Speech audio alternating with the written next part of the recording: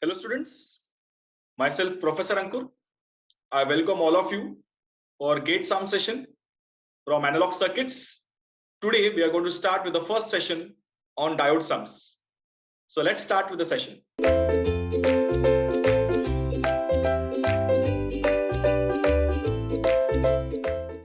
So we are starting with a practice problem. So in this question, it is a 1-mark question for no negative marking. So the question says, two diodes D1 and D2 are connected in the circuitry as shown in the figure. If the forward voltage drop of diode is 0.7, determine the value of output voltage. So now if you see the question carefully, in the figure you can see there are two diodes D1 and D2. And if you observe carefully the first diode D1, the anode is connected to minus 10 volt. And for the second diode, the anode is connected to 0 volts. And cathode of both the diodes are connected, or you can say shorted, and then connected to a minus 10 volt battery via 2.2 kilo ohm resistor.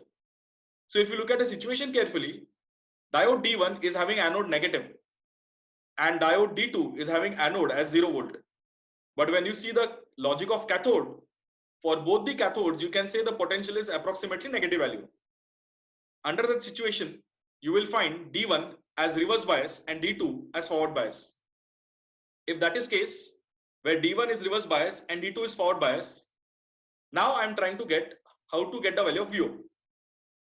So if you observe carefully, the 0 volt can be now considered as ground potential.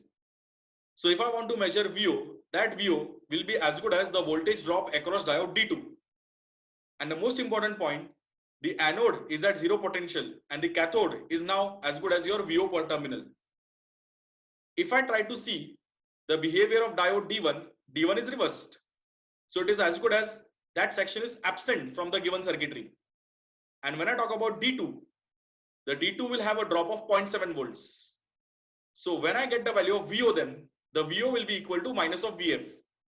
Now why it is minus of VF? It is all because of anode is connected to 0 potential and cathode is your VO terminal. So you are trying to get the voltage, but it is measured in the opposite direction as far as your diode D2 is concerned. Because D2 will have a drop of plus 0.7 for anode with respect to cathode. And you are measuring VO for cathode with respect to anode. And that's the reason your VO will be equal to minus of VF. So automatically VO will become minus 0.7 volts. Next question. This is a 1-mark question. So the question says, assuming ideal behavior of the diode, determine the current I flowing through the diode if the forward voltage drop of diode is 0.7 volts.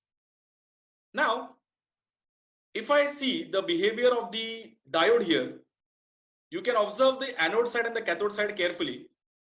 There is a potential of plus 4 volts and it is connected to a voltage divider bias. The voltage drop across diode will be 0.7, and apart from that, all the situations will be ideal. So now, if I see the situation for anode and cathode terminals separately, I can easily justify that the anode side and the cathode side can be replaced by their respective Thevenin's equivalent. So for the anode side, the supply voltage is 4 volt and the drop across 2 kilo ohm will work like your Thevenin's voltage. Whereas when you look at the cathode side, the branch elements are 3 kilo ohm and 2 kilo ohm, and the drop across 2 kilo ohm will work like a Thevenin's voltage. So when I solve separately for both side Thevenin's voltage, I can see Thevenin's voltage V1 will be 4 into 2 divided by 5. So this is basically the calculation for the cathode side. And the resistance equivalent will come as 2 kilo ohm parallel 3 kilo ohm. And when you look at the other side, you will get V2 value as 4 into 2 divided by 4, which will be 2 volts. And the resistance equivalent will be 2 kilo ohm parallel 2 kilo ohm, that is going to be 1 kilo ohm. So now if I go for combination of both the Thevenin circuits, you can see the next figure here where Thevenin's equivalent along with the resistance is connected. Now one voltage is 1.6, another voltage is 2, and they are in series opposition. So the final voltage can be represented as 0.4. So if you observe the final circuitry, we are having a diode along with a 0.4 supply and a total of 2.2 kilo ohm resistance in series. Now, since the forward drop is mentioned to be 0.7, and apart from this, every other condition is going under ideal behavior, you will find that a diode will turn on only after 0.7 volts. So observation says that the diode will never turn on because the supply itself is 0.4 volt, which is less than the requirement of the diode. And hence the diode will work as an open switch. And if it works like an open switch, the current will be 0 ampere. So the answer is 0 ampere. Next question. If two diodes D1 and D2 are ideal diodes and are connected in the circuitry as shown in the figure, then determine the status if diodes D1 and D2, then D1 is on, D2 is off, D1 is off, D2 is on, both diodes are on and both diodes are off. So we have a circuitry here with two diodes D1 and D2. Resistance mentioned as 4 kilo ohm and 6 kilo ohm, and there are two batteries. The left side battery is 10 volt and the right side battery is 3 volts. So now the question is, we are supposed to figure out the state of the diode, whether both are on, both are off, or either of them is on. So for that, we have to verify all the cases. So let's take case 1, where we are assuming that diode D1 will be on and D2 will be off. So since the diodes are considered as ideal, so under ideal situation, under forward bias, it will work like a closed switch. So we are assuming diode D1 on and D2 off. So D1 is short circuit and D2 is open circuit. Under that behavior, I will find the value of ID1. So in case 1, when I try to find the first current for diode, you will find ID1 equal to 10 volt divided by 10K. So the value comes as 1 milliampere. So the current is 1 milliampere. Now, if I take that 1 milliampere flowing through 6 kilo ohm resistor, you will find the voltage at the left hand side for the diode will be approximately 6 volt. For diode D2, the anode voltage is at 3 and the cathode voltage is at 6. So when I try to measure the value of VD2, the VD2 comes around -3 volt.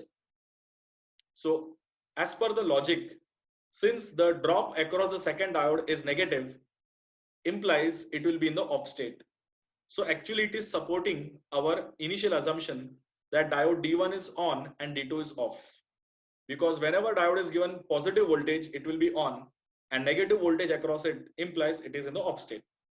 But still, we would like to verify the other cases also. So let's go for case 2. So in case 2, we are trying to see diode D1 in the off state and diode D2 in the on state. If that is the case, D2 will work like a short circuit and D1 will work like an open circuit. So now the current D2, ID2 will be 3 volt divided by 6K, which will be 0.5 milliampere. So when I take the drop across 6 kilo ohm, that will be approximately, you can say 3 volt. So when you see the voltage drop across diode D1 with anode at 7 and cathode at 3, the total drop will be 7 volt. So now if you observe, the initial assumption was diode D1 will be in the off state, but the calculations are showing that the drop across diode is 7. Implies D1 should be on. So our assumption is wrong. Case 3, we are assuming both the diodes D1 and D2 in the off state. So under that situation, both D1 and D2 will work like open circuit. So now if I try to get the drop across diode D1 and D2, VD1 will come as 10 volts straight away and VD2 will come as 3 volts straight away. So since the drops are positive and greater than the forward voltage required by the diode to turn on, implies both of them are in the on state. So this assumption is also going on the wrong side. So let's go for the last assumption where both the diodes are in the on state. If both the diodes are in the on state, it will work like a closed switch. And if it is working like a closed switch, then you will get ID1 and ID2, and the resultant current ID1 plus ID2 will be flowing through the 6 kilo ohm resistor. So now I can easily say that across the 6 kilo ohm, you are having 3 volt drop. So automatically the total addition current will give me 0.5 milliampere. And if I try to get the value of ID1, it is 10 volt minus 3 volt divided by 4K, which will be 1.75. So when I get ID2 as a difference from the final value, you will get it as minus 1.25 milliampere. Implies that diode D2 is reverse bias because the current showing is negative. Hence, our assumption is going wrong. So if you see all 4 cases, in all the 4 cases, there is only one logical calculation that supports our assumption. That was case 1. And that's the reason the final answer for this circuitry is diode D1 in the on state and D2 in the off state. Now, we are trying to extend our logic a little bit out of the track to just see if diode can be used anywhere else also. And the answer is yes. If you see, diodes can be used to realize logic gates. If you observe the diagram carefully, it is a 2-input OR gate. Now let's check how. There are 2 diodes. Both the anodes are connected to independent voltages V1 and V2, and the cathodes are shorted together to give you output voltage, and that voltage is also across R. So now the diode current 1 and diode current 2 will add to give the final current I. Now when I try to observe the situation of diodes for combinations of V1 and V2, we will have a small understanding. When V1 is 0, V2 is 0, both the diodes are in the off state. So the VO will be measured as 0 volt. But when I give V1 as 5 volt and V2 as 0 volt, that is V1 as logic 1 and V2 as logic 0, you will find D1 in the on state and D2 in the off state. So automatically, when I try to get VO, the voltage drop across diode D1 will get subtracted from V1. So V1 minus 0.7, that is 5 minus 0.7 will give you 4.3. It's as good as logic 1. The next observation is I give logic 1 to D2 diode and logic 0 to D1 diode. So because of this, you will find that D2 will be on and D1 will be off. So automatically the value of VO will be the input voltage V2 minus the drop across diode D2. So again, you are having 5 minus 0.7 as 4.3. And when I have both voltages as logic 1, that is the last combination. So under that situation, both the diodes will be in the on state. So when you find VO, you will get VO as 4.3. So eventually, the entire observation says that for any input high, the output is high. For both the inputs high, the output is high. And for both the inputs 0, the output is 0. This supports the logic of OR gate. Hence, we can realize gates using diodes. Thank you.